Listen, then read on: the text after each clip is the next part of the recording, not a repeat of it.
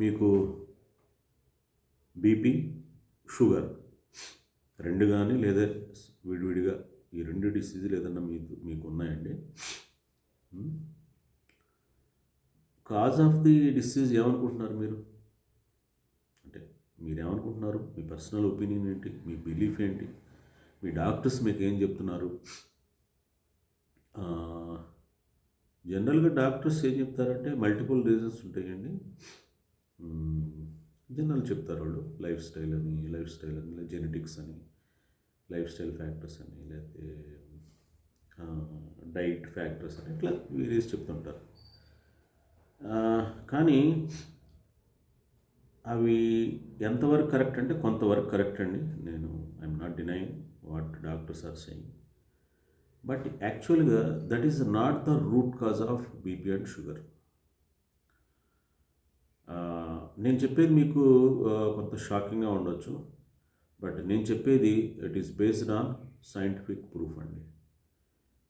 Scientific proof and my life experience. I'm 60, no BP, no sugar, I'm quite healthy.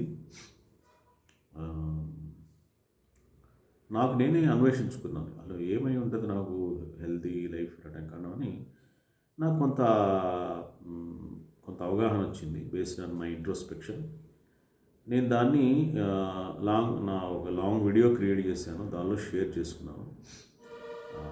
It is definitely life saving, గుర్తుపెట్టుకోండి, very important video.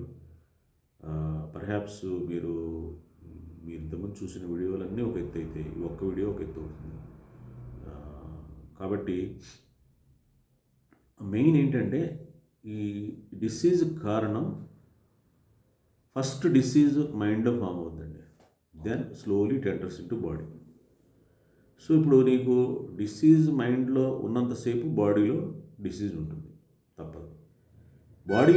బాడీలో కంప్లీట్గా cure రావాలంటే, కంప్లీట్గా heal అవ్వాలంటే మైండ్లో cure అవ్వాలి. మైండ్లో క్యూర్ అయితే బాడీలో క్యూర్ అవుతుంది. ఇక్కడ క్లియర్ అవ్వకుండా ఇక్కడ క్లియర్ అవుతుంది, గుర్తుపెట్టుకోండి.